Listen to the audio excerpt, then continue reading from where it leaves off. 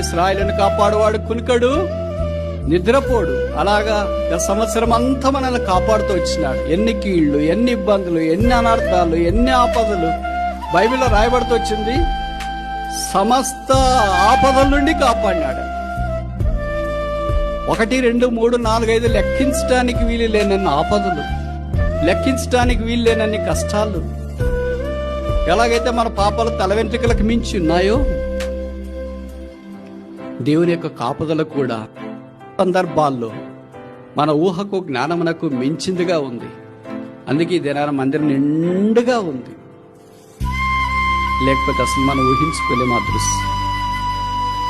మలాకి 3:6 చెప్పబడింది, యెహోవానైనా నేను మార్పు లేని వాడని గనుక యాకోబు సంతతి అయిన మీరు లయము కాలేదు.